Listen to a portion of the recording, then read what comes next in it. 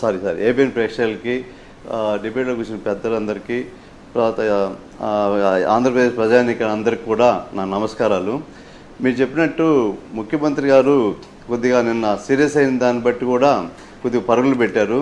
దానికి ముందు మన గౌరవ కమిషనర్ గారు ఏం చేశారంటే దాదాపు 4 పర్యాయాలు మా మనందరిని కూర్చోబెట్టి ఓఎంసీస్ని మా స్టేట్ అసోసియేషన్ని కూర్చోబెట్టి చాలాసార్లు చెప్పి వాళ్ళని కరెక్ట్ చేసుకోమని చెప్పారు. నో స్టాక్స్ బోర్డు ఉండకూడదని చెప్పి కూడా చెప్పారు. ఈవెన్ చెప్పినా కానీ కొద్దిగా ఒకరో మిస్ మ్యాచ్ అయింది. బట్ నిన్నటి నుంచి నో స్టాక్స్ బోర్డ్స్ అనేవి చాలా వరకు తగ్గినాయి. సప్లైస్ కూడా రాత్రి 10 దాకా మన డిపోస్ అన్ని కూడా వర్క్ చేయమని చెప్పి ఆయన ఆదేశించారు. ప్రతి ఒక్క జాయింట్ కలెక్టర్ని కానీ డిఎస్ఓస్ కానీ డిపోస్కి వెళ్ళి ఎక్కడ కూడా ఇండెంట్లు ఎగ్జిక్యూట్ చేసేటట్టు చూడమని చెప్పని నిన్న ఇండెంట్లను కూడా ఎగ్జిక్యూట్ చేశారు. దాదాపు చాలా వరకు కంట్రోల్ వచ్చింది. నిన్న మీరు చూసింటారు, నిన్నటికి ఈ రోజుకి పెట్రోల్ బంకుల్లో చాలా వరకు రెస్ట్ తగ్గింది. ఎట్లా అంటే ఆల్మోస్ట్ ఆల్ అన్ని బంకులకి ఆయిల్ వచ్చింది వచ్చినట్టు పట్టేస్తున్నారు. ఇవాళ పొద్దున్న మేము 6 o'clock బులెటిన్ నుంచి ఇస్తున్న దాని ప్రకారం కూడా ఇంకా రష్ ఉంది. ఆయిల్ పెట్రోల్ బంకులకి క్యూలు కడుతున్నారు. బట్ వేరే ఏపీ మీద నుంచి ఫోకస్ తెలంగాణ మీదకి షిఫ్ట్ అయింది. ఎందుకంటే ఇక్కడ కూడా చాలా దారుణమైన పరిస్థితి ఉంది కాబట్టి.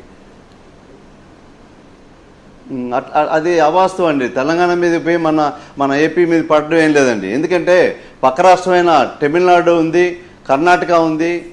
పక్క రాష్ట్రంలో కర్ణాటక, తమిళనాడు ఉంది. మనంతా పోయి అక్కడ పోయి ఆయిల్ పట్టుకుని షిఫ్ట్ కాలేదు. అది అవాస్తవము. ఇది వచ్చింది ఏంటంటే ఈ సోషల్ మీడియాలో కొద్దిగా ఎక్కువ బాగా వైలేట్ చేశారు. ఏమని ప్యానిక్ వచ్చేస్తూ ఉంది, ఆయిల్ దొరకదని చెప్పని. విత్ దట్ ఏంటంటే అవసరానికి మించి కూడా మన కన్సూమర్స్ స్టోర్ చేసుకొని ఫుల్ ట్యాంకులు చేసుకొని వాళ్ళు పెట్టుకుంటున్నారు. సో దానివల్ల ఏంటంటే ఈ ప్యానిక్ సిచ్యువేషన్ వచ్చింది. నాకు తెలిసి మా అందిన సమాచారం ప్రకారం మా కంపెనీ వాళ్ళతో, డిపో వాళ్ళతో, మన కమిషనర్ గారితో అందరితో మేము చర్చించిన దాని ప్రకారం రేపటికంతా కూడా నార్మల్ కండిషన్ వస్తుంది. ఈరోజు కూడా సప్లైస్ అందరూ కూడా ప్రతి ఒక్క ఇండెంట్ పెడుతున్నారు. దానివల్ల నాకు తెలిసి ఇంకా ఇబ్బంది ఏం రాదండి. ఈరోజు సాయంత్రం నార్మల్ కండిషన్ వస్తుందండి. దాదాపు తగ్గినాయండి. నిన్నటితో పోల్చుకుంటే బంకుల్లో క్యూ బాగా తగ్గిందండి. పడుతున్నామండి, బాగా పడుతున్నామండి. అందరం కూడా ఎక్కడ కూడా హైట్ చేయట్లేదు. ప్లస్ మా స్టాఫ్ కూడా 24 hours సర్వీస్ ఇస్తున్నాం. కొద్దిగా గొడవలు అవుతున్నా కానీ మన కమిషనర్ గారి ద్వారా పోలీస్ ప్రొటెక్షన్ తీసుకొని మన సివిల్ సప్లైస్ ఆఫీసర్స్ కూర్చుంటున్నారు. రైతులకు కూడా ఇబ్బంది లేకుండా చేస్తున్నారు. వీళ్ళందరూ ఎప్పుడు కూర్చున్నారు? ముఖ్యమంత్రి సీరియస్ అయిన తర్వాత కదా పరుగులు పెట్టింది. అంతకుముందు సిచ్యుయేషన్ ఎందుకు ఫోర్సీ చేయలేదు? దానికి ముందే కమిషనర్ గారు కూడా చేశారు. ఎన్నాళ్ళ ముందు కమిషనర్ గారు మమ్మల్ని పిలిచారు? 4 days నుంచి అండి. 4 days నుంచి మేము ఆయనతో టచ్లో ఉన్నామండి.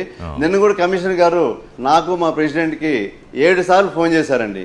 7 సార్లు ఫోన్ చేసి నాకు వాస్తవాలు చెప్పండి, మేము ఏదన్నా మేము యాక్షన్ తీసుకుంటాము, మీరు ఒక్కరవ గవర్నమెంట్కి సపోర్ట్గా ఉండండి అంటే మేము ఒకటే చెప్పాము. ఆల్వేస్ మేము గవర్నమెంట్కి సపోర్ట్గా ఉంటాం సార్.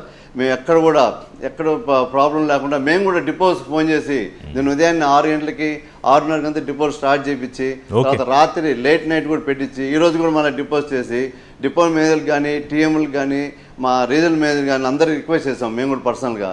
సరే ఎక్కడ కూడా మీరు సప్లైస్ ఆపద్దు. నిన్న ఉదయం మనం మాట్లాడుతున్నప్పుడు సప్లైస్ కార్పొరేషన్ డైరెక్టర్ ఏపీ నిన్న ఈవినింగ్ కి సమస్య ఏమి ఉండదండి, మధ్యాహ్నానికి సాల్వ్ అయిపోతుందండి అన్నారు. అవ్వలేదు. ఇక్కడ నా ఉద్దేశం ఈ సమస్య కొనసాగాలనో ప్రజలు ప్యానిక్ అవ్వాలనో కాదు.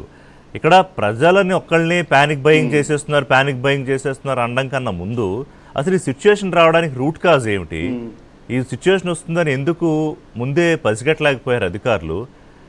రాష్ట్ర ప్రభుత్వ అధినేత ముఖ్యమంత్రి సీరియస్ అయ్యి రివ్యూలు పెట్టి నాకు ప్రతి 3 గంటలకు ఒకసారి నివేదిక